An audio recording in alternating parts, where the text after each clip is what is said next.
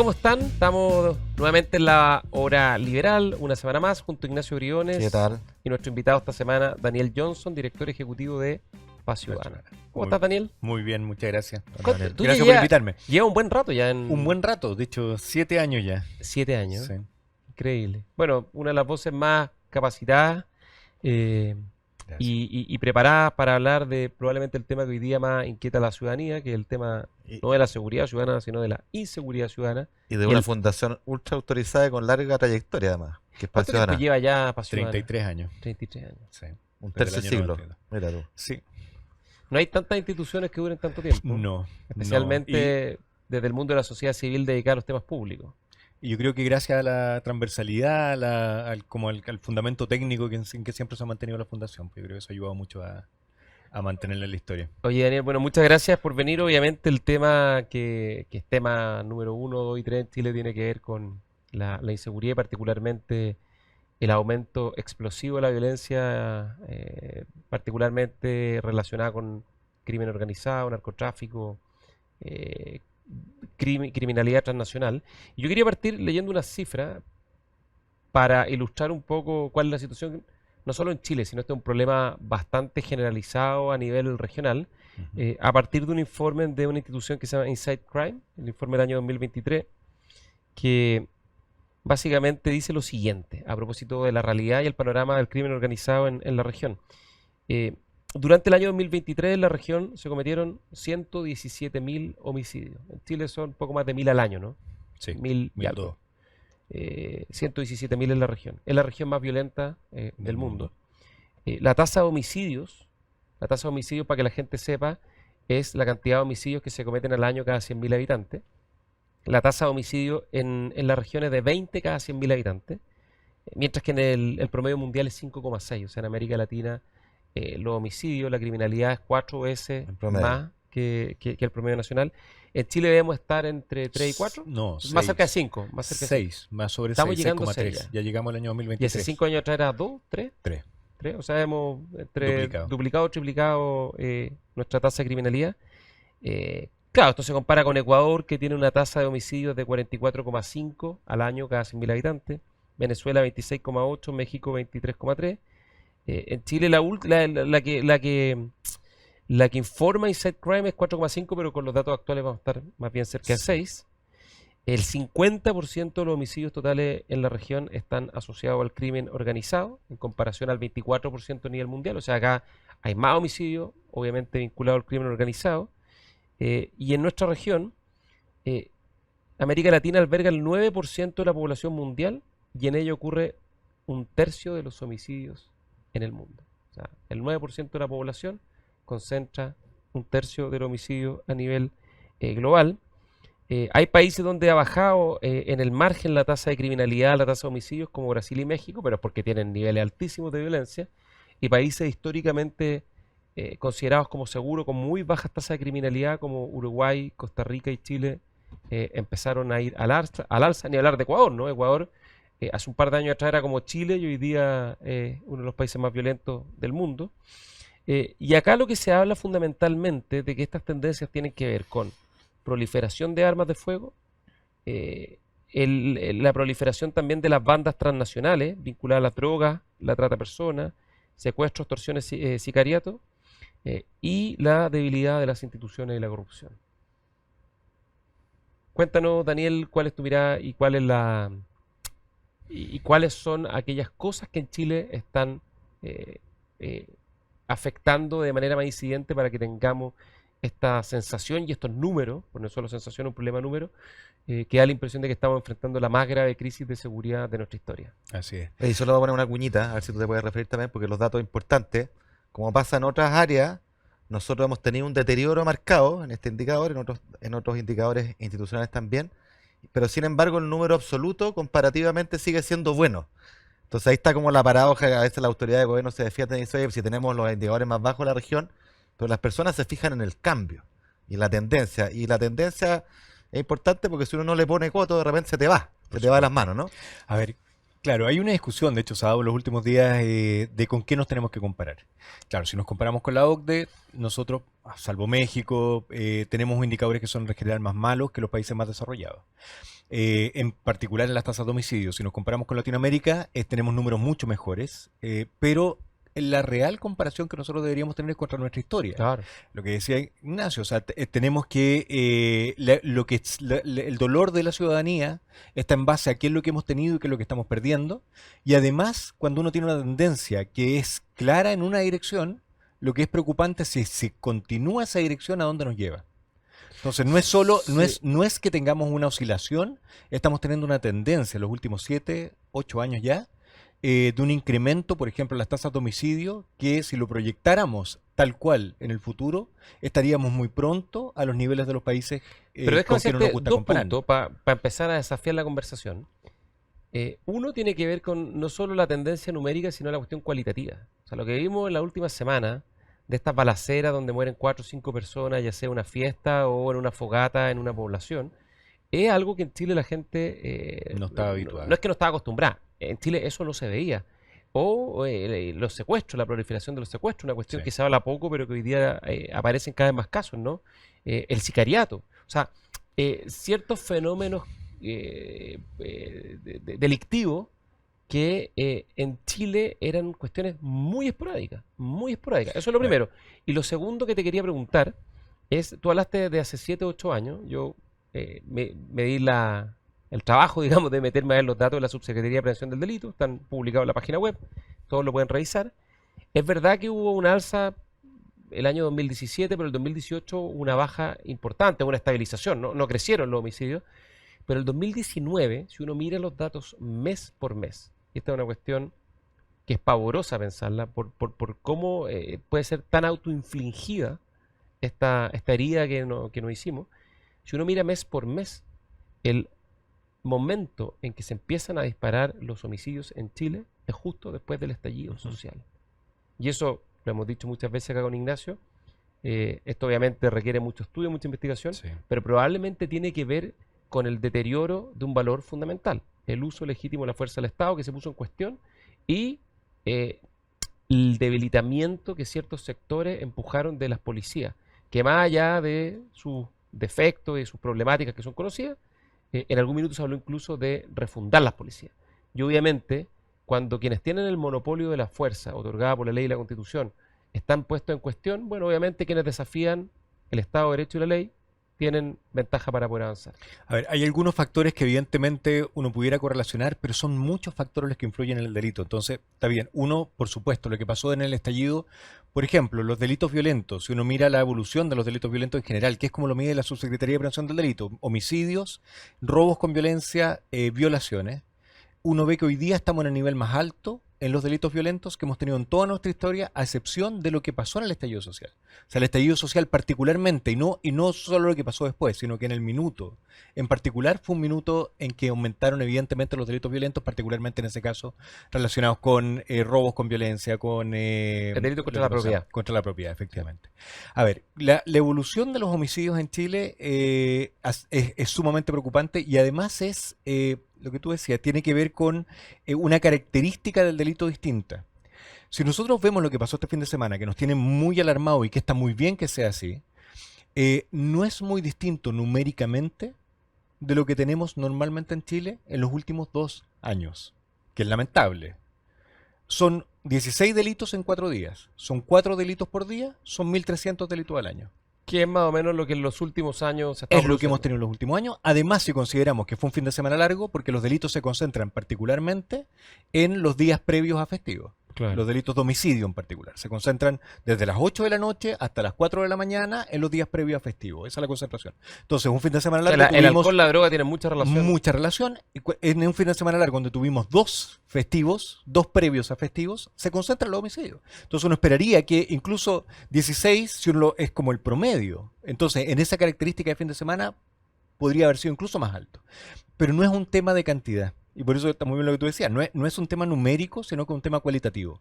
¿Qué tuvimos ese fin de semana? Tuvimos 2 homicidios múltiples, donde murieron menores de edad, en eventos vinculables, los 2, según la información que está trascendiendo hoy día, a criminalidad organizada. O sea, delitos cometidos en una fiesta principalmente de extranjeros, que estaban vinculados al Tren de Aragua y a otras organizaciones delictuales, otro delito en una plaza donde ya se habla de que habían vínculos, rivalidad entre organizaciones delictuales nacionales, pero que había Eso es importante porque, un vínculo con el crimen organizado nacional porque en también. esto es súper importante ser muy rigurosos con la evidencia. Efectivamente, en un caso son básicamente extranjeros vinculados a grupos criminales transnacionales, pero en otro caso es vinculado absolutamente a bandas Así es. locales, ¿no? Como le llaman los gárgolas, ¿no? Así es. Una banda de la zona norte o norponiente Sí, de la capital.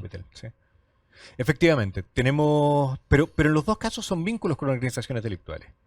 Las nacionales tienen características muy distintas y tienen historias muy distintas. O sea, cuando uno piensa en las bandas internacionales, la prevención temprana empieza a tener sentido, pero en un futuro mucho más lejano, porque pensamos que los hijos de esos miembros de organizaciones queremos que no sigan delinquiendo, que están en el país, pero la acción del Estado debería ser una persecución a la organización delictual.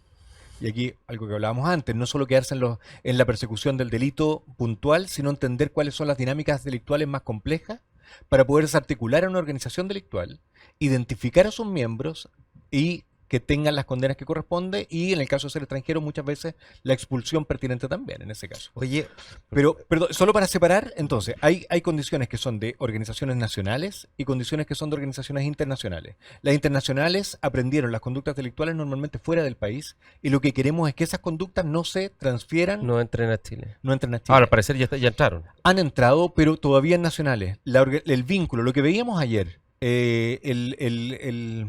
la agresión a nuestras policías que se dio Claro. en un control de identidad, eso es porque la relación que tienen las organizaciones, los miembros o incluso población internacional con sus policías Este es un caso de una es detención muy distinta. donde había personas extranjeras, creo que de Colombia, que finalmente Efectivamente. un efectivo no tuvo que... importa la práctica, digamos. Entonces ahí se ve claramente que el relacionamiento que hay entre los nacionales y las policías, incluso personas que pudieran cometer delitos, pero el relacionamiento que ellos tienen con las policías es radicalmente distinto al relacionamiento que tienen los extranjeros que cometen delitos con las Claro. policías en sus países y que es transferido a Chile. Obviamente. Entonces tenemos que evitar, y esa es una misión hoy día fundamental. El contagio. Exactamente. Oye. Que en el futuro lo que trascienda no sea la conducta chilena, que es menos violenta y que tiene una conducta más Tradicional. contenida, digamos, del relacionamiento con las policías que lo que tienen los miembros de organizaciones delictuales Oye, internacionales. ¿hay algún número en este aumento de la tasa de homicidios que se señala? ¿De cuánto de ese aumento tiene que ver con homicidios entre bandas, ¿no es cierto? Sí. Que se disputan, que tienen rivalidades, que pelean por territorio, versus aumento de homicidios a las personas pacíficas que son agredidas, por así decirlo? Porque es distinto, ¿no es cierto? O sea, Absolutamente. es totalmente distinto desde el punto de vista de las personas que nos escuchan. O sea, ¿cuánto aumentó el riesgo de que a mí me maten? Así es. Cuando en realidad la A que estadística se está maten aumentando. entre ellos, digamos. Claro, por ejemplo. No O sea, sé si que es está medido. brutal, evidentemente no hay que como un homicidio es un homicidio y es Sí, brutal sí, sí, sea sí, quien sí. sea, pero son homicidios radicalmente distintos. O sea, el aumento de estos 8 años que hablábamos del crecimiento de las tasas de homicidio, no solo ha sido un crecimiento de lo mismo que había, sino que ha sido un cambio, una mutación radical en las tipologías delictuales que teníamos anteriormente. ¿En qué se manifiesta? Primero, en el uso de armas de fuego. El incremento de uso de armas de fuego como medio de comisión de delito ha sido exponencial. Oye, si uno mira la estadística, un dato, abonando lo que tú estás diciendo, Daniel, si uno mira la estadística hasta el año 2022, creo, me puedo equivocar por un año, la mayor parte de los homicidios en Chile se cometían Objetos contundentes. por objetos contundentes, Y un armas palo, y una arma blanca, piedra, eventualmente. te caíste, en fin. Hoy día la mayoría, creo que el 55%, están siendo cometidos con armas de fuego. Efectivamente. Entonces hay un indicador que es muy claro, armas de fuego. Segundo, que la persona que comete el homicidio era conocido de la víctima. Y esto tiene mucho que ver con violencia de género, violencia intrafamiliar, Claro. riñas en un bar que escalaban y terminaban en un homicidio. Eso era antiguamente. Antiguamente. Ya. Hoy día son mucho más desconocidos. Entre víctima y victimario. Y eso vincula naturalmente a un tercer Bueno, el componente caso que de es... Quilicura es el ejemplo más dramático. O sea, en el fondo pasan unos tipos en auto y agarran a balazo a 5 cabros que están en una fogata. Efectivamente, y que pero no hay un vínculo cercano. No. Probablemente son organizaciones delictuales que pueden tener un conocimiento entre ellas, pero es muy distinto a a la pareja o a un Claro. amigo con que están tomando en un bar y que se transforma en una riña, por ejemplo. Claro. Y el tercer componente que yo creo que es muy determinante es los imputados conocidos. Hoy día han bajado de alrededor de un 80% de imputados conocidos a un 50%, creo que es el orden de magnitud. No me acuerdo exactamente la cifra, y eso da cuenta de homicidios premeditados. Claro. Y esta característica es muy certera para poder analizar qué tipo de delito tenemos. Cuando un homicidio es premeditado, muchas veces el fin del homicidio no es el homicidio mismo, sino que el homicidio es un medio para conseguir otro fin. Una organización delictual que quiere establecer soberanía sobre un territorio puede cometer un homicidio, pero es para establecer soberanía sobre el territorio. Cuando hay un homicidio por una riña en un bar o por una violencia de género, el objetivo del homicidio es generar daño a la persona con la cual está ejerciendo ese acto. Ahora, esos premeditados, me imagino, deberían tener la particularidad también de que no son en víspera de fin de semana o en la noche, como son planeados, puede ser un día de semana Normalmente en las mañana. noches, pero por un tema de De oscuridad, ocultamiento, sí, de no ocultamiento. por cuál es la causa Sí, del homicidio, sino por un tema de oportunidad, Sí. efectivamente. Pero lo que es muy determinante es decir que un homicidio es un fin, el otro homicidio es un medio para conseguir otros beneficios, y ese medio normalmente, cuando es un medio, es normalmente premeditado y por lo tanto hay una estrategia de ocultamiento y tiene muchos menos imputados conocidos. No se sabe quién fue. Ahora, es interesante esta estadística, este cambio en la composición, en la forma de los homicidios, porque las estrategias persecutorias son distintas también, pues, obvio, Radicalmente. ¿no es cierto?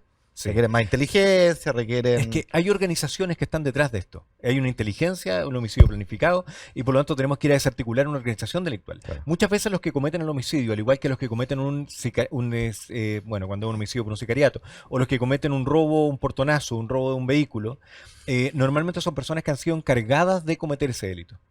Y por lo tanto, y aquí la fiscalía tiene un rol fundamental, o sea, uno puede esclarecer un hecho consiguiendo condenar a la persona que cometió el acto.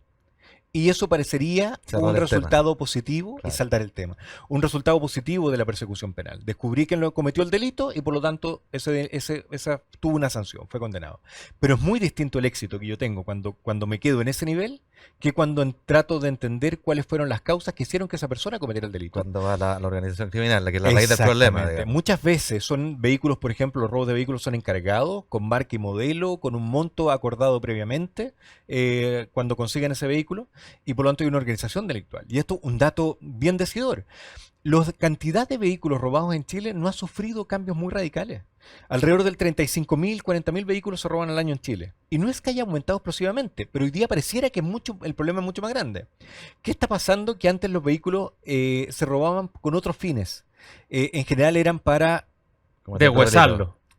en algún caso deshuesarlos, pero no era mayoritariamente. Era para hacer tours delictuales, para hacer los alunizajes. ¿Se acuerdan? Ah, no, pero yo digo antes. Sí, después vino Hace 15 años atrás. esto, ha ido evolucionando. Entonces, claro, estoy hablando un poco más cerca, hace 6, 7 No, años atrás. claro, Existían los alunizajes. Cuando y eran, comenzaron los portonazos era precisamente para usarlos como medio para cometer exactamente, delitos. tour delictual. Robaban un auto y iban cometiendo otros delitos por la calle. O, ¿se acuerdan antes los cajeros automáticos? Sí, Cuando claro, empezaron con sí, el lazo sí. de tirarlo. Sí. Y tenían que robar autos de Ya, ciertas ¿y hoy día? características. Eso ha bajado mucho porque en esos casos, incluso había un tercer caso, que eran jóvenes que querían manejar un Porsche a 300 kilómetros por hora, y donde se acuñó esta frase, los vehículos de alta gama que se robaban y los conducían, y después todos esos Hoy día vehículos, se van fuera de Chile los vehículos. en los tres casos, vehículos que eran para hacer tour delictual, para alunizaje o para sacarse fotos, videos conduciendo, en esos tres casos los vehículos eran abandonados y aparecían. Y Sí. teníamos un nivel de recuperación de estos 35, Altísimo. 40 mil, más del 80% A mí alguna vez aparecían. me robaron un auto y apareció a la semana. Aparecían, ¿Y hoy día se va todo muchas para veces en malas afuera? condiciones. No tanto por mérito policial, no digo que no tengan mérito las policías, tienen muchas cosas, pero aparecían más bien porque los autos quedan abandonados y había un vecino que llamaba por teléfono y este auto está Yo parado lo una hice así, semana yo lo acá. encontré un par de cuadras de mi casa, Siempre andaba con la aparecía. llave, lo tomé y me fui en el auto. Y hoy Imagínate. día no aparece, pues se va Hoy para día afuera o se ese, deshuesan. ese número del internamente. 80% de recuperación ha bajado, primero bajó al 40%, ahora ha aumentado un poco y estamos en el 50%. O sea, el 80% se ha recuperado, hoy día se recupera el 50%. ¿Por qué? Porque hay tres medios principalmente de reducción de los vehículos. Reducir es hacer plata. O sea, el vehículo que se Sí. roba lo transforman en plata. ¿Cuáles son los tres medios principales? Primero, deshuesarlo y venderlo por partes. O sea, las desarmadurías en Chile, desarmadurías ilegales, son un tema muy relevante. Sabemos dónde están incluso, pero estamos actuando poco contra ese mercado. Buen punto. Segundo, exportaciones a lugares donde Merc- tienen a muy Bolivia. poco control. Bolivia Bolivia es un es gran mercado, mercado. ¿Y tercero? Tiene muy poco ¿Vamos a la control. pausa? ¿Me están retando? Y tercero es el inscribirlo nuevamente, el blanqueo de los papeles. Un auto que es relativamente nuevo, hacen como que entró Es recién como al lavado país. activo, el lavado de vehículos. Exactamente. Ya, nos vamos a la pausa y vamos a volver sobre la estrategia con Daniel Johnson de Paz Ciudadana. Hola, estamos juntos. Claro, juntos todos los días, todo el día, en Radio Agricultura y en Agricultura TV. Sé parte de la comunidad de Deportes en Agricultura. Escúchanos aquí en Radio Agricultura 92.1. Entretención aquí en Agricultura y Agricultura TV. Búscanos en redes sociales como Deportes en Agricultura. Síguenos en agricultura.cl. Síganos en todas nuestras redes sociales. Síguenos en TikTok como Deportes 921.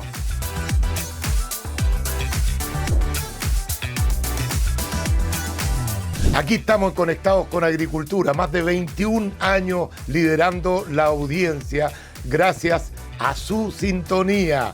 Conectados con Agricultura. Sigue la programación de Deportes en Agricultura a las 7 de la mañana y a las 14 horas. Somos Agricultura. Somos Agricultura.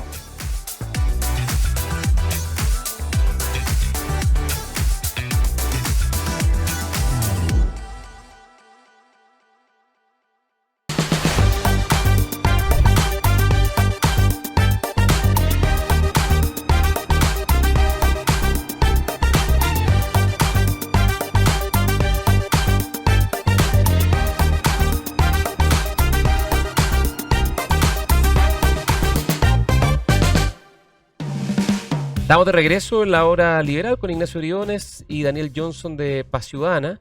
Y hay una cosa que es muy valorable de Paz Ciudadana es que tiene un propósito, claramente, tiene un consejo transversal, hay distintas miradas políticas, sociales, pero también otra cuestión que yo creo que es muy valiosa es que siempre ha hecho un esfuerzo por poner la pelota contra el piso y proponer medidas basadas en la evidencia rigurosa, evitando caer en cuestiones populistas, demagógicas, sino muy serias respecto a la evidencia comparada, los datos, los números. Que funcione que no, digamos. Que funcione que no, es una cuestión básica que todo el mundo diría es lo que corresponde, pero el problema que hay en materia de seguridad pública es que él es terreno más fértil para la trinchera política, para el atrincheramiento político, perdón, y para el populismo y la demagogia. Entonces, ahí, Daniel, se han anunciado una serie de medidas y más allá de evaluar cada una en su mérito, lo que yo te quería preguntar es dos cosas.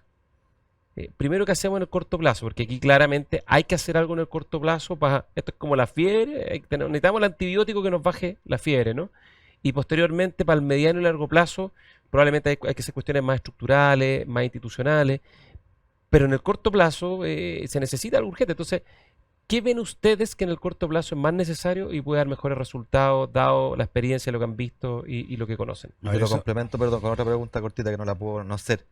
En Chile, no solo en esta área, sino que en muchas somos re buenos para pensar que echa la ley, echa la solución. Pero como es obvio, las leyes que son manual de instrucciones hay que implementarlas.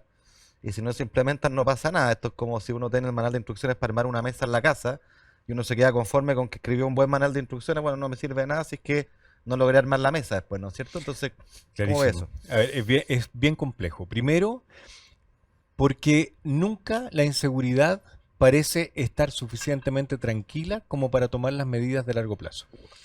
¿Cuál es el momento histórico en que uno puede decir en este minuto se pudieran haber tomado medidas de largo plazo? Siempre parece que la urgencia nos está sobrepasando y lamentablemente en el último tiempo la urgencia es bien respaldada por los números y por la evidencia. Pero siempre hay una sensación de urgencia que no nos permite tomar las medidas de largo plazo que podrían ser más sí, y es verdad que las cuestiones estructurales afectan también el corto plazo. Los problemas más estructurales, más de fondo. Totalmente. Por otro lado, la conciencia de cuáles son las medidas que pudieran ser más exitosas no es suficientemente basada en evidencia. Hay una percepción de qué medidas podrían ser exitosas y la ciudadanía tiene unas expectativas que muchas veces tratan de ser cubiertas por las autoridades, pero que lamentablemente no son necesariamente las medidas que pudieran tener mayor éxito.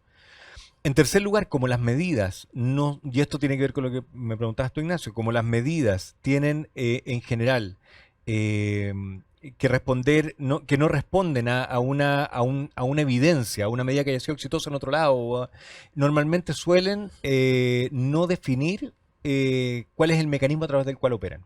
Esto es una debilidad de las políticas públicas en general en el país y tenemos que fortalecer Y por eso que el Ministerio de Seguridad nosotros lo vemos con buenos ojos, si se implementa bien a futuro.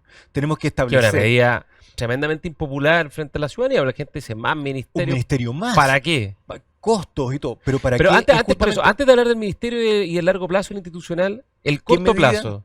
A ver, Imagínate, viene una hada madrina y te dice, Daniel, eres ministro de Interior y Seguridad No, Pública. por favor, eso sería una asesina, ¿no? Una mala madrina. Sí. Ese es un pequeño demonio, claro. Pero, a ver, principalmente hoy día, bueno, tú viviste la experiencia de ser ministro del Interior y Tuve la una dificultad, madrina, y la eso, dificultad tuve mi de propia poder, madrina. de poder implementar medidas. Hoy día, la urgencia, a ver, primero, la prevención pareciera ser siempre una medida de muy largo plazo y por lo tanto impopular.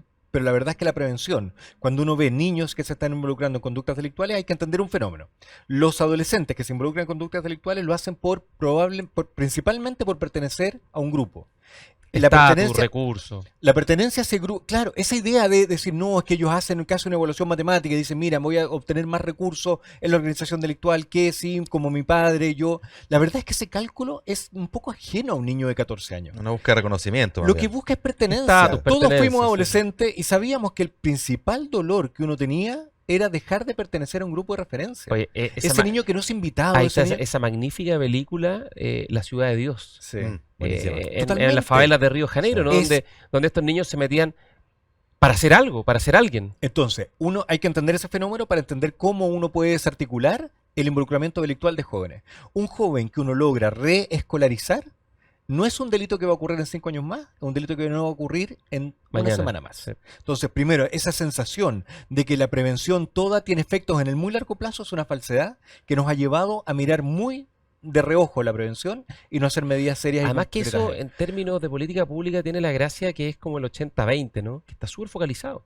Porque hoy día, A ¿cuántos son los niños que están desertados Estamos sobre del el sistema escolar? 20% de niños fuera del sistema escolar. Ya, pero los en riesgo serán En- 30.000, 20.000. No es una cifra inabordable ni que no se pueda trabajar con los recursos que actualmente tiene el Estado. Entonces, si tú te focalizas en ello y lo reinsertas al sistema escolar, efectivamente... Lo que hace es que de nuevo tenéis el problema de tenéis que ponerle carne, porque nos quedamos en el diagnóstico que la prevención importa, pero ¿cuál prevención?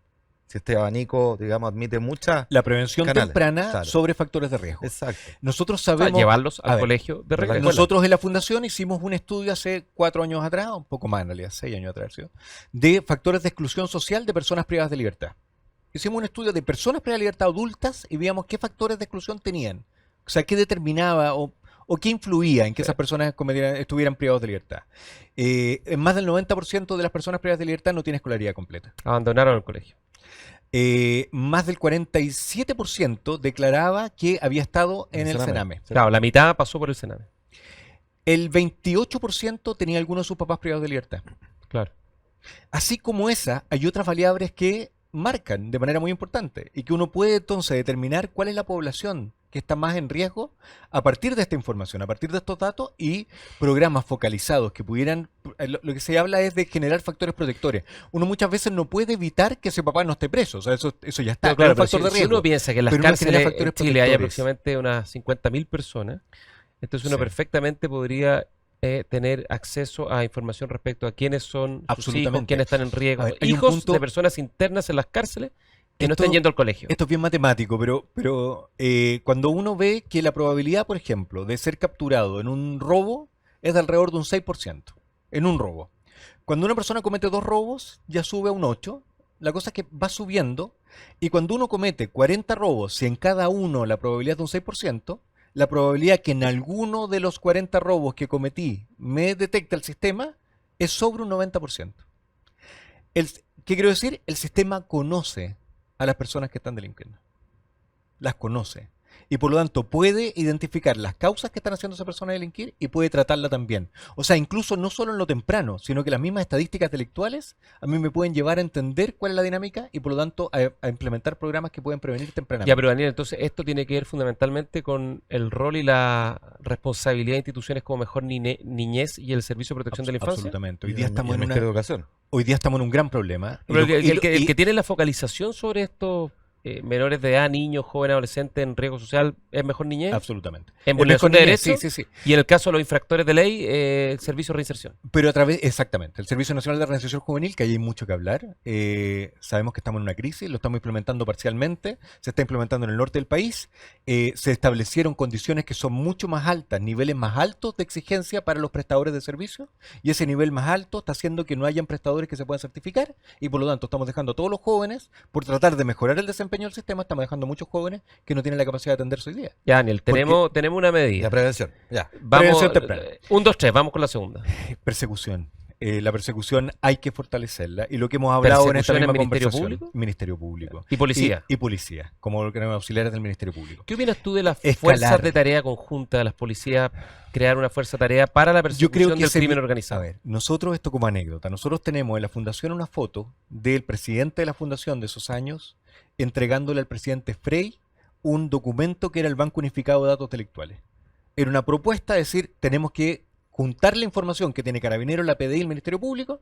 En ese tiempo no estaba el Ministerio Público, en realidad era el sistema antiguo. Y de esta manera pueden conversar para que podamos ocupar toda la información cuando necesitamos hacer una investigación. Eso fue en el gobierno del presidente Frey. O sea, entre el 94 y el No, 2000. exactamente. Algo así como 30 años. Como 30 años. Y hoy día todavía no tenemos un sistema de un banco unificado funcionando de una manera realmente efectiva. Algunos intentos los últimos años recién se ha hecho algo, pero todavía no funciona como una manera efectiva de investigar. Entonces, la declaración es muy válida, o sea, necesitamos fuerza de tarea conjunta, pero tenemos que ir a entender por qué no ha funcionado en 30 años. Y no se trata de forzar a que se sienten los dos en una mesa.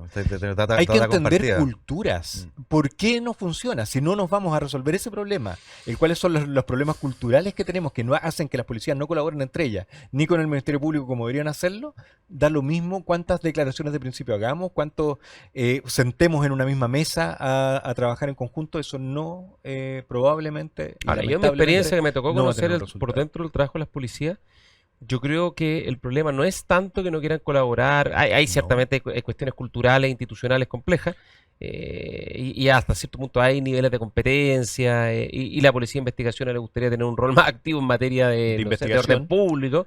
Y ahí de repente le gusta pasarse para la parcela al frente, y a las policías, a Carabineros le encanta también ir ampliando sus capacidades en materia investigativa, y ahí la PDI le gusta menos, pero... yo creo que finalmente el problema está en que no se ha establecido un mecanismo de responsabilidad de mando claro para ejercer esta labor. Y yo lo ejemplifico como cuando se hizo de buena manera el caso colombiano, que es la mejor experiencia también en Italia, pero en particular el caso colombiano, cuando se crea el grupo de búsqueda para perseguir al cartel de Medellín.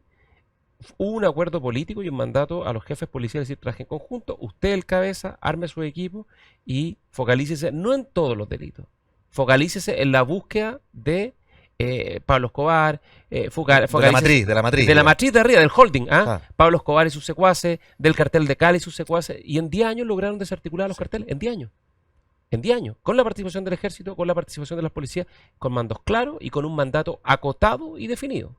Oye, pero persecución... Y medido también. Como absolutamente. Pero persecución, ya tenés esta operación conjunta, pero tú dijiste fiscalía, porque además esto hay que entender que es una cadena, ¿no? Se comete el delito, viene la denuncia, los que denuncian, dado que denuncian, las policías son exitosas en aprender a alguien con un marco probatorio, la fiscalía hace el caso y tiene que llevarlo a la justicia, y el objetivo final, si es culpable, es que ojalá pase una temporada tras las rejas dependiendo del delito. Pero si fallan los eslabones de la cadena, todo falla. Entonces...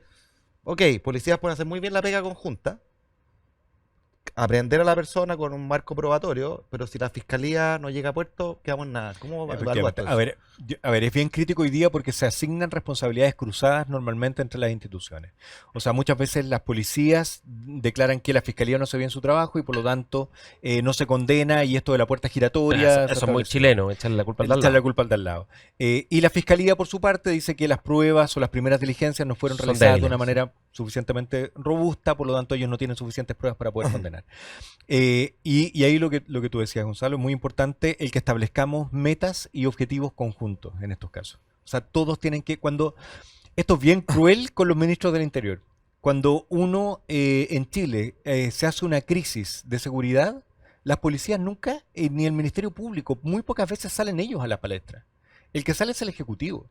Bueno, Pareciera- el Ejecutivo tiene la responsabilidad política. Tienen la responsabilidad política, pero las instituciones policiales deberían estarse evaluando a sí mismas en función de los resultados que están teniendo en seguridad. Y no solo en función de cuál es el respaldo ciudadano que las policías tienen. Las policías suelen evaluarse en función del respaldo ciudadano, pero tenemos muy pocas estadísticas que nos permitan medir cuál es el desempeño que tiene Carabineros en la prevención, que es su rol principal, y la Policía de Investigaciones en la investigación, que es su rol principal, independiente que Ahora, tenga yo roles tengo un cruzados. comentario de lo que dices tú, Ignacio, porque yo tengo la impresión de, es verdad, la Fiscalía tiene una serie de problemas en los incentivos institucionales para Absolutamente. cumplir con su labor y hay muchas veces los incentivos de gestión en sueldo, en remuneraciones, a través de ir cerrando las causas y por lo tanto... Independiente de la gravedad de la causa, digamos. Claro, es como por cantidad más que por eficacia respecto al objetivo fundamental, que es reducir los delitos y bajar el temor. Pero yo veo que eso es difícil cambiarlo, se puede mejorar, pero cambiarlo estructural institucionalmente. Por eso yo tengo la impresión de que lo más eficaz para el combate al crimen organizado, no los hurtos, digamos, la cuestión de los delitos en cantidad, sino en términos cualitativos que más impactan en cuanto a la seguridad y el temor, porque además pueden penetrar a las instituciones, es una cuestión que es un riesgo mayor para la democracia. Yo creo que en ese sentido ahí el rol fundamental es, insisto, el trabajo coordinado de policía y fiscalía, porque en general, y ahí tú, Daniel, me puedes corregir, pero en general, cuando tú tienes un buen caso y tienes a la banda, a los líderes de la banda, y entra el proceso penal, en general eso termina en condena. En general eso termina en condena. Si el problema es cuando tú persigues el delito al voleo, ¿no? El portonazo al voleo, el robo al voleo. Cuando tú vas a la estructura y capturas a los líderes de la agrupación... Pero ahí no está el incentivo, porque si el premio o el castigo, dependiendo de donde uno lo mire, es el mismo por un portonazo que por pillar la matriz, la matriz debería ser súper premio, digamos, si lo logra. Efectivamente. Entonces, si hay premio, igual te va a la sandía calada, digamos. ¿O no? A ver, hay un montón de cosas. Todo el sistema público nacional tiene estos sistemas de incentivo que parecían ser muy pertinentes, los PMG, y la verdad es que los no programas de funcionan mejoramiento en de la ninguna gestión no parte. funcionan en absoluto. En ninguna parte. Y al final se transforma como el costo en la pérdida, pero no hay un incentivo al ganarlo. Como que pareciera siempre, y las autoridades, los que nos ha tocado alguna vez estar en el sistema público y tener que evaluar, sabemos la presión que uno tiene para no dejar caer un PMG. Eso es lo primero. En el caso del Ministerio Público, esos PMG o los otros mecanismos de incentivos que tienen no están alineados con la resolución, con el esclarecimiento de los hechos, sino que están mucho más vinculados a indicadores de proceso que indicadores de resultados. Claro. Y lo que sí, para reconocer, hay un mérito ahora, hace unos meses, en el último se estableció un criterio dentro de los muchos Algo, que tienen, algo. uno que muestra el Ya, pero resultado del yo esclarecimiento de los hechos. siendo cruel con los ministros del Interior, y creo que aquí puedo hablar con propiedad, es que esto que tú dices, Ignacio, no es más que ser un tema como de incentivo institucional, que siempre son necesarios. Yo creo que esto es una cuestión política. Y es una decisión política de la autoridad política a cargo de las policías de focalizar la política contra el crimen organizado y ponerle meta y resultados, porque además tú tienes el mejor incentivo con las policías, que el mando policial lo define la autoridad política. Es verdad. En consecuencia, no hay mejor incentivo para el mando policial que saber que si lo hace bien va para arriba en el escalafón policial y si no se va para afuera. Efectivamente. Y por lo tanto es una decisión política focalizar, y por eso yo cito el caso Colombia. Pero no pasa lo mismo con los fiscales, en los policías, Claro. ¿cierto? No. Pero para terminar el punto, no te quiero una pausa, y perdón que haya hablado demasiado, me apasiona el tema. En Colombia, cuando mataron a un candidato presidencial, el año 89 creo, a Luis Carlos Galán, fue el momento, después de que mataron al ministro de Justicia Rodrigo Lara Bonilla, fue el momento en que la política tomó una decisión de ir de frente contra el crimen organizado y ganó esa pelea. O no sé si definitivamente, pero muy sustantivamente. Vamos a una pausa, nos falta la tercera medida a corto plazo y vamos a las cuestiones más institucionales con Daniel Johnson de Paz Ciudadana. Hola, estamos juntos, claro, juntos todos los días, todo el día, en Radio Agricultura y en Agricultura TV. Sé parte de la comunidad de Deportes en Agricultura. Escúchanos aquí en Radio Agricultura 92.1. Entretención aquí en Agricultura y Agricultura TV. Búscanos en redes sociales como Deportes en Agricultura. Síguenos en agricultura.cl. Síganos en todas nuestras redes sociales. Síguenos en TikTok como Deportes 921.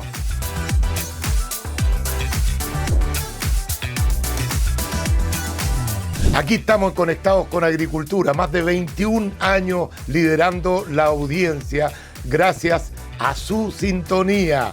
Conectados con Agricultura. Sigue la programación de Deportes en Agricultura a las 7 de la mañana y a las 14 horas. Somos Agricultura. Somos Agricultura.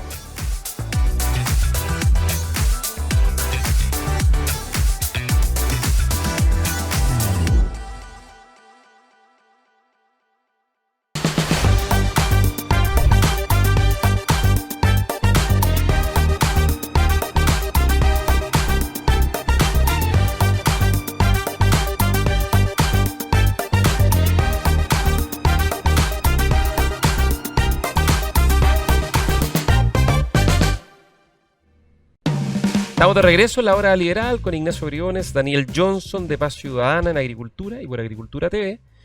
Y había quedado la tercera medida para el corto plazo, Daniel, y después me gustaría que te refiriera un poco más a las cosas más estructurales que, si bien son estructurales y toman más tiempo, influyen mucho en el día a día en materia de seguridad.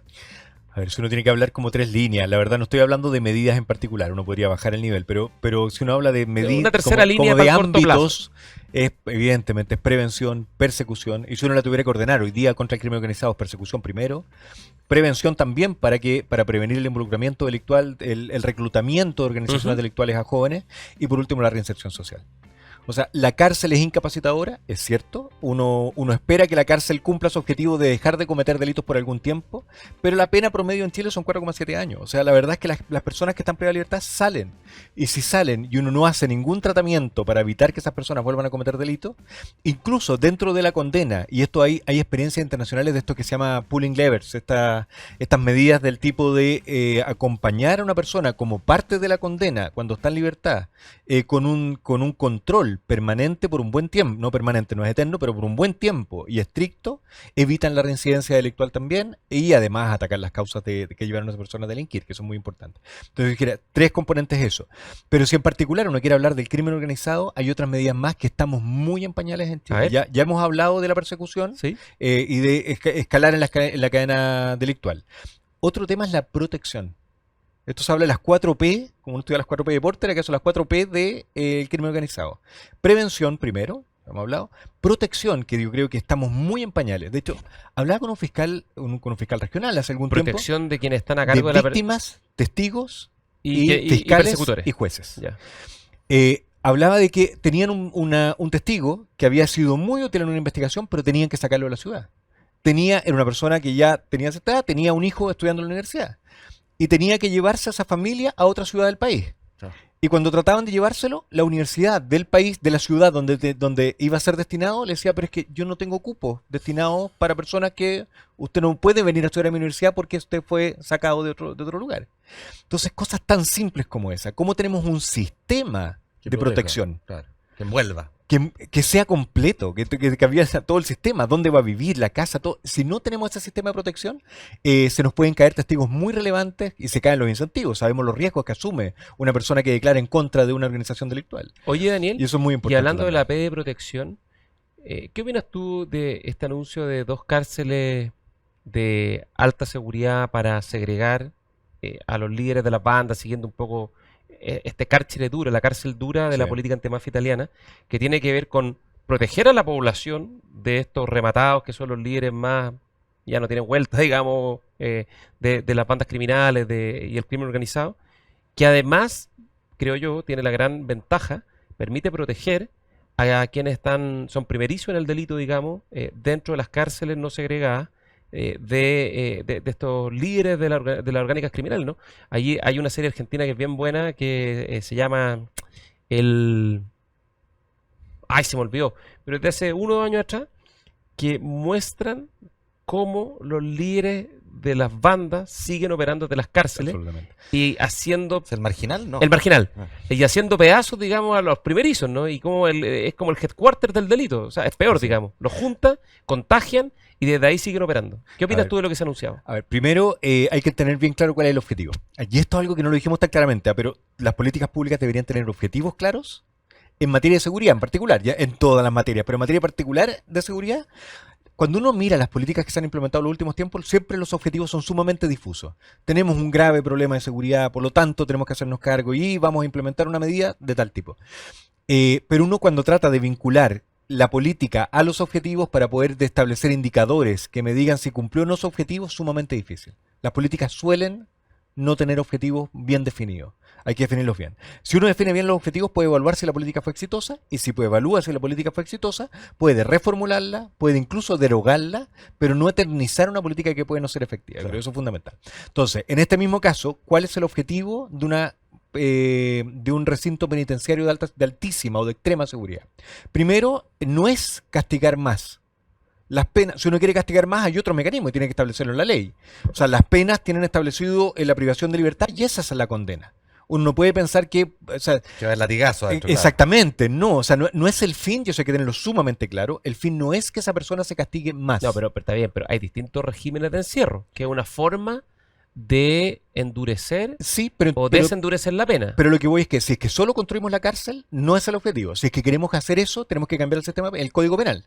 Y tenemos que establecer en el Código Penal que cierto tipo de delitos va a tener una condena que es más dura, porque van a estar en un recinto penitenciario que es de características distintas. Regímenes especiales de encierro. Regímenes especiales, exactamente. Pero eso tiene el objetivo es aislarlo. Y que puede ser, pero yo creo que el objetivo de esta norma efectivamente es el evitar la comisión de delitos desde las cárceles y evitar el contagio criminógeno desde el interior de las cárceles segundo. Eso es lo que tenemos que evitar. Y en ese sentido es sumamente pertinente. O sea, tan pertinente es tener cárceles que logren la incapacitación real. O sea, nosotros tenemos la idea de que las cárceles son incapacitadoras y la verdad es que hoy día no lo son. No. Y se siguen cometiendo muchos delitos. Hoy día siguen operando con iPhone, con teléfono inteligente, conectado a internet, absolutamente, con Wi-Fi. Y los bloqueadores estos no funcionan mucho, parece. No están en todas las cárceles. No, están solamente ahora en Santiago, pero y no son muy eficaces. Ahí estamos haciendo una evaluación de ver qué tanta eficacia tiene. Eso es súper interesante también. Hay que ¿Y por qué eso? Sí, no sé si tú lo sabes, ¿por qué han tenido tantos problemas de eficacia los bloqueadores de señal de celular? Es que no hay... A ver, aquí tenemos dos opiniones. Gendarmería lo que dice es que está viendo que los teléfonos siguen ocupándose al interior de las cárceles. Eso es lo que está diciendo, aún con los bloqueadores. Y lo que dice la autoridad del Ejecutivo es que no entiende Gendarmería cuál es la forma en que operan estos nuevos inhibidores que inhibirían selectivamente, pero para inhibir un celular, para inhibir la mayor cantidad de celulares tiene que haber un proceso en que van entendiendo los comportamientos de los celulares y en función de ese comportamiento los van bloqueando. Porque hay que entender que el bloqueo tiene que ser selectivo dentro de las cárceles. Porque no puede ser que los gendarmes queden sin comunicado, no puede ser que los abogados que van a las cárceles queden incomunicados. Entonces, no, en mi opinión sí debería ser así. Podría serlo. Tendría que ser así. Podría serlo. Pero el problema es cuando la cárcel está en una parte urbana. Que bloquea a los vecinos. La vía no es fácil, pero entre los bienes jurídicos en juego creo que finalmente hay que bloquearla. Podría hacerlo también, pero lo que están diciendo los gendarmes entonces, esta discusión hace 20 años atrás no había, o 25 no había teléfonos celulares y nadie, no era tema, digamos, hoy día existen y no creo que sea un derecho no renunciable, claro, pero para lo interno y privado de libertad. Y dos temas hay, o sea, uno es, entonces los inhibidores, ahora está esta discusión y nosotros no sabemos a ciencia cierta si es que es verdad que es tan selectivo que todavía no se percibe ese bloqueo, que van en el tiempo acumulando teléfonos que tienen que bloquear, o realmente no están cumpliendo su rol, que eso podría ser otro problema, pero no tenemos claridad cuál de los dos es el principal problema. Oye, y una curiosidad, ¿qué es lo que bloquean? ¿Bloquean la señal de teléfono? Bloquea las dos, la de señal y de teléfono y de datos. No, hoy día las llamadas que se hacen de las cárceles es puro dato, es puro WhatsApp. Absolutamente, es una cosa insólita. Hay montones de lugares en la ciudad, el aeropuerto, lugares donde debe ser señal que no hay señal, y en las cárceles donde hay mejor señal, es una cosa increíble. Es súper importante entender también que, y de nuevo, esto como tiene que ver con las reformas de las policías, tiene que ver con los incentivos institucionales, hay culturas y hay que entenderlos por qué se producen ciertos fenómenos. Uno dice, ¿por qué? A ver, se habla de corrupción de gendarmería. Y evidentemente hemos conocido casos de corrupción.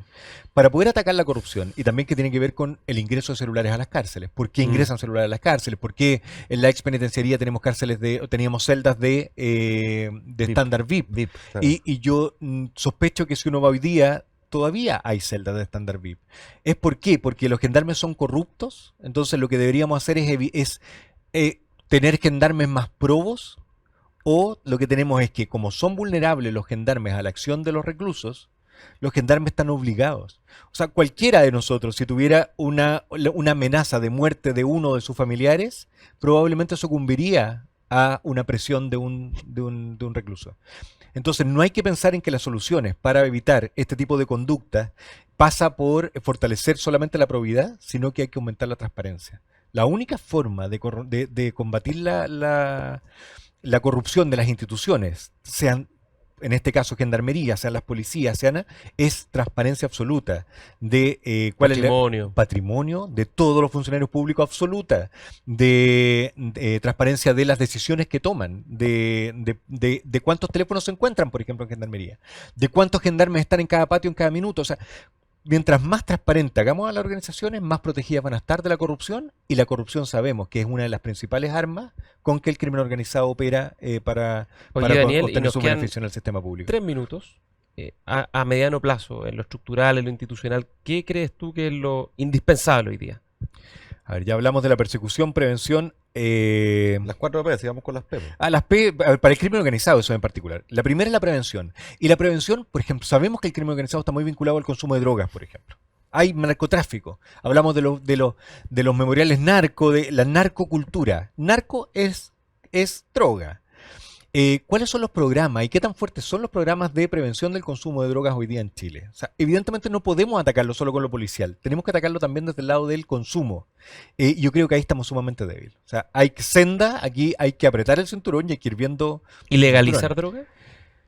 Es un camino súper cuestionable. Hay países que han legalizado droga, y la legalización de la droga ha producido efectos de normalización del consumo y ha aumentado los niveles de consumo. Y eso lo tenemos en países bien cercanos. Más allá del consumo, en criminalidad. Es que claro, te va a afectar en el ámbito criminal, puede tener un impacto, sí, pero en el ámbito del consumo no. Y nosotros tenemos que tratar sabemos el daño que hace la droga a menores de 18 años, por lo tanto tendríamos que tratar no es pensable la solución solo en una dirección, tendríamos que tener las dos direcciones. Pero tenemos prevención, y la prevención es consumo, protección, lo otro es la persecución, que ya hablamos de ello, y el tercero es el partnership, porque como son en inglés las 4P, pero es la vinculación que tienen que tener las distintas organizaciones para poder combatir en conjunto al crimen organizado. Y una línea ahí que es fundamental es aduanas y lo que pasa internacionalmente. Nosotros en Chile tenemos un problema y hablábamos de armas de fuego hace un minuto. Las armas de fuego hoy día, en los decomisos de armas, las armas fabricadas artesanalmente, las hechizas que se llamaban, prácticamente han desaparecido. Sí, ahora son puras Glock o Taurus. Entonces, si hay menos armas hechizas es porque hay más acceso a armas no hechizas, fabricadas formalmente, es obvio. No es que hayan disminuido las organizaciones delictuales, y eso por un montón porque de la gente entiende, cuando se habla de balacera, es más bien porque alguien tiene un arma automática que dispara con repetición. Exactamente, y son armas que no es legal que las tenga ninguna persona no perteneciente a las Fuerzas Armadas. Y que probablemente vienen de fuera de Chile. Es que vienen de fuera de Chile, efectivamente, muy probablemente. Y las aduanas hoy día tienen máquinas para poder revisar lo que está entrando al país, pero la capacidad de revisión es extremadamente limitada y está puesta principalmente para lo que sale del país. Porque hay una presión muy grande en Chile, somos un país exportador principalmente, y tenemos que evitar que nuestro nivel de reconocimiento internacional, sobre todo a los barcos que salen de Chile, baje, porque si baja significa que tenemos que esperar en los puertos mucho más horas y el cobre vale menos, todos los... Esta semana hubo un tremendo decomiso de droga, o sea, de una exportación que había pasado por Chile, digamos. Efectivamente, está siempre la discusión si eso rompieron los sellos en alta mar o es algo que prohíbe Chile. Es un centro de distribución de droga por su posición portuaria geoestratégica. Y justamente por esto mismo, porque las revisiones que se hacen a barcos chilenos por la clasificación de riesgo que tiene es relativamente baja. Claro. Ahora, entonces, Chile también es el principal centro de consumo de Latinoamérica. O sea, jóvenes en edad escolar somos los que tenemos las tasas más altas de Latinoamérica de consumo de droga, de marihuana particularmente en jóvenes, y eso es un gran problema. Oye, y para terminar, Daniel, en la discusión más institucional, la de inteligencia, Ministerio de Seguridad Pública, Fiscalía Supraterritorial, a mí me gusta también un tribunal supraterritorial, a la usanza de lo que es la Audiencia Nacional de España, para los delitos más graves, terrorismo, crimen organizado. ¿Qué crees tú que es estructuralmente importante? A ver, primero, no pensando en que la solución es poner más Estado, pero sí pensando particularmente que en el tema de la seguridad necesitamos un Estado mucho más especializado, porque se habla del rol rector de las policías, por ejemplo, que el Ministerio del Interior tiene que cumplir ese rol rector, y la verdad es que cuando uno mira el Ministerio del Interior, las capacidades instaladas que hay son relativamente débiles para poder hacer... Son de este porte. Exactamente. Y las policías son instituciones sumamente complejas, que hay que conocerlas muy bien, y por lo tanto necesitamos una especialización mucho más alta en el Ministerio del Interior y Seguridad Pública, y crear un ministerio pareciera pertinente. Si es que en ese ministerio, y esto yo creo que tiene que ser materia de ley, te van a decir, no, en el reglamento se va a solucionar, pero la verdad es que si no lo incluimos, al que sea en una frase en la ley, de que las personas que tienen que trabajar en este ministerio tienen que tener un nivel de preparación, de formación, de experiencia para cumplir ese rol, la verdad es que va a significar que vamos a trasladar la SPD, la Subsecretaría de Prevención del Delito, tal cual como existe hoy día el Ministerio Nuevo de Seguridad, a la parte del Ministerio del Interior, de la Subsecretaría Interior, probablemente la División de Seguridad Pública, y van a ser exactamente las mismas capacidades y no vamos a hacer nada distinto. O sea, creo que en el Ministerio de Seguridad yo creo que está bien formulado, pero yo creo que lo que falta es meter esta cuña, que es que las personas que van a elaborar, desarrollar funciones en ese estén suficientemente preparadas. Oye, Gonzalo, ¿puedo decir una cosa, chica? Sí, no, me están retando que no tenemos que ir. Es que es bien importante porque hemos hablado latamente de seguridad extraordinaria en la clase, pero es bueno recordar por qué cómo se vincula con el liberalismo y la obra liberal. Porque la verdad es que si uno no tiene protección de su vida y de su propiedad material, la libertad se resiente, es un artificio, un constructo vacío, y la democracia también. Entonces es súper importante tomarse esto muy en serio, y creo que los liberales tenemos buenas razones para hacerlo con mucha fuerza y mucha decisión, porque es consustancial a la libertad y a la democracia. Ya, nos tenemos que ir, yo no puedo estar más de acuerdo, y creo que este es el principal riesgo y amenaza del año 90 a la fecha a nuestro sistema democrático. No hay que olvidarse del caso mexicano, el caso colombiano, Ecuador ahora. Así que, Daniel, muchísimas gracias, felicitaciones por el trabajo que hacen, a seguir remando, seguir empujando, que aquí yo creo que nos jugamos buena parte del futuro de Chile. Así que gracias, Daniel e Ignacio, nos vemos la próxima semana. Chao, muchas gracias.